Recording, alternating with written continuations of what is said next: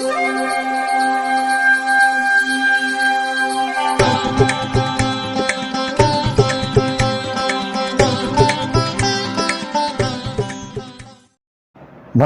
வசந்த காலம் YouTube channel வாயிலாக ஜோதிடர் சண்முகப்பிரியன், சென்னை அடையாறிலிருந்து மாதாந்திர ராசி பலன் பார்த்துக்கிட்டு வரோம். அதில் இந்த குரோதி ஆண்டு அதில் வரக்கூடிய முதல் மாதம் சித்திரை மாதம். இந்த சித்திரை மாதத்திற்கான பலன் கும்ப ராசிக்காரர்களுக்கு எப்படி இருக்கும் அப்படிங்கிறது தான். இந்த மாத பலன் அப்படிங்கிறது சூரியனை மையமாக வைத்து கூறுவது. தினப்பலன் என்பது சந்திரனை மையமாக வைத்து சொல்வது. அந்த வகையில் சித்திரை மாதம் முதல் தேதி அன்று மீனத்தில் இருந்து மேஷத்திற்கு சூரிய பகவான் வந்துட்டார். அதுதான் முதல் மாற்றம். ஏனைய மாற்றங்கள் கிரகங்கள் என்னென்ன நிலைமையில் இருக்குங்கிறத பார்த்துட்டு பலனை பார்ப்போம்.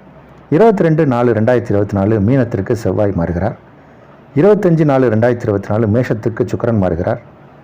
மே மாதம் 1ஆம் தேதி ரிஷபத்துக்கு குரு, மேஷத்துலேருந்து குரு ரிஷபத்துக்கு பயிற்சி ஆகிறார். அதுதான் குரு பயிற்சி. அதுக்கப்புறம் 6/5/2024 6ஆம் தேதி 5வது மாதம் 2024 அன்று மேஷத்துக்கு புதன் மாறுகிறார். இந்த மாற்றங்கள் எல்லாம் கும்பராசிக்காரர்களுக்கு எப்படி இருக்கும் அப்படிங்கிறத பார்க்க போகிறோம். இப்போது உங்கள் ராசி அதிபதி ராசிக்குள்ளேயே இருக்கார், கூட செவ்வாய் இருக்கார். செவ்வாய் சனி இணைவு அப்படிங்கிறது ஒரு நல்ல இணைவு கிடையாது. நம்ம தினப்பலன்லேயும் மாதம் வரக்கூடிய பலன்லேயும் நம்ம இதை பற்றி சொல்லிக்கிட்டு தான் இருக்கோம். இந்த செவ்வாய் பகவான் 22/4/2024 அன்று மீனத்துக்கு போய்டுறார். அப்போது ராசிக்குள்ளே செவ்வாய் இல்லை. அது ஒரு பெரிய நல்ல விஷயம். சித்திரை மாதம் 1ஆம் தேதி உங்கள் ராசிக்கு 7க்குடைய கிரகம் சூரியன். சூரியன் உங்கள் ராசிக்கு 3ஆம் இடத்துல இருக்கார். 3ஆம் இடத்துல சூரியன் இருப்பது அப்படிங்கிறது ஒரு விதத்தில் நன்மை தான். முயற்சி ஸ்தானத்தில் சூரிய பகவான் இருக்கார். சூரியன் 3ஆம் இடத்தில் இருப்பதால் சில நல்ல விஷயங்கள்லாம் நடக்கும். உங்களுடைய முயற்சிகள் எல்லாமே வெற்றி அடையும். ஆனால் ராசியில் இருக்கக்கூடிய சனி பகவானுக்கு 3 பார்வைகள் உண்டு. அதில் முதல் பார்வையாக 3ஆம் பார்வையாக மேஷத்தில் இருக்கக்கூடிய சூரியனை பார்ப்பார். 7ஆம் இடம் அப்படிங்கிற இடத்த பார்ப்பார். பிறகு 10ஆம் இடத்தை பார்ப்பார். இந்த மாதிரி இருக்கும்போது சூரியனை சனி பகவான் பார்ப்பதால் ஏதாவது கெடுதல் வருமா அப்படிங்கிறது ஒரு வித கேள்வி. ஆனால் ஒன்றும் பயம் கொள்ள தேவையில்லை. இப்போ இருக்கக்கூடிய சிறு சிறு மாற்றங்கள் எல்லாமே உங்களுக்கு நன்மையான விதத்தில் தான் அமைந்திருக்கு. குரு பகவான் மே மாதம் 1ஆம் தேதி மாறுகிறார். குரு இது காலம் 3ஆம் இடத்தில் இருந்த குரு பகவான் 4ஆம் இடம் வருகிறார். குருவுக்கும் இதே மாதிரி 3 விதமான பார்வைகள் உண்டு. 5ஆம் பார்வை, 7ஆம் பார்வை, 9ஆம் பார்வை அப்படின்னு. அந்த வகையில் குருவின் பார்வைகள் எல்லாமே உங்களுக்கு ஆதாயத்தை தரக்கூடிய இடங்களில் தான் உள்ளது குருவுடைய பார்வை.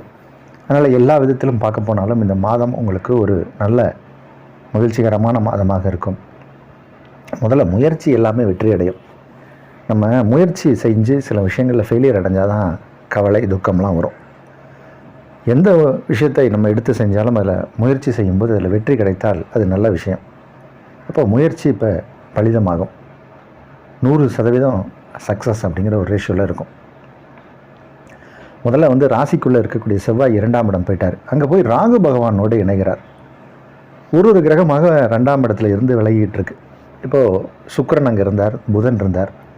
இந்த கிரகங்கள் எல்லாமே கூட்டாக 3ஆம் இடத்துல போய் சேர போகிறாங்க. இப்போ 3ஆம் இடம் வலுப்பெறுகிறது. 2ஆம் இடம் ஃப்ரீ ஆகிடுது. 2ஆம் இடம் தான் தனஸ்தானம், குடும்பஸ்தானம். இப்போ பண வரவில் ஏதாவது சிக்கல் இருந்துச்சுன்னா அதெல்லாம் இப்போ சரியாகி இப்போ பண வரவு வர ஆரம்பிக்கும். பணம் கொடுக்கல் வாங்கல சங்கடங்கள் சிக்கல் இருந்தால் சரியாயிடும். வராத பாக்கிகள் வசூலாகும். நம்மளுடைய தொழிலில் நல்ல லாபம் கிடைக்கும். முன்னேற்ற பாதைக்கு செல்வோம். குடும்பஸ்தானம், வாக்குஸ்தானம். நம்ம யாருக்காவது ப்ராமிசிங் வேர்டு சொல்லியிருந்தோம்னா அதை காப்பாற்ற முடியும். முன்னாடியெல்லாம் ஒரு வேர்டு சொல்லியிருப்போம், ஒரு பணம் கொடுக்குறோன்னு சொல்லியிருப்போம், அதை சொன்ன தேதிக்கு கொடுக்க முடியாமல் போயிடுவோம். கெட்ட பேர் வாங்கிறதுக்கான நேரமாக இருந்திருக்கும். இப்போது சொன்ன தேதிக்கு 2 நாள் முன்னாடியே நம்ம அந்த ப்ராமிசிங் வேர்டை காப்பாற்றிடுவோம். அப்போ நல்ல பேர் கிடைக்கும். வெளியே பப்ளிக்கில் நமக்கு ஒரு நல்ல பேர் கிடைச்சாலே அது நல்ல விஷயம். அந்த மாதிரி நல்ல பேர் கிடைக்கும். குடும்பத்துக்குள்ளேயும் ஒரு அமைதியான சூழ்நிலை ஏற்படும். குடும்ப உறவுகள் மேம்படும். நீண்ட நாளாக பார்க்காத சொந்த பந்தங்களை பார்க்கக்கூடிய சூழ்நிலை ஏற்படும்.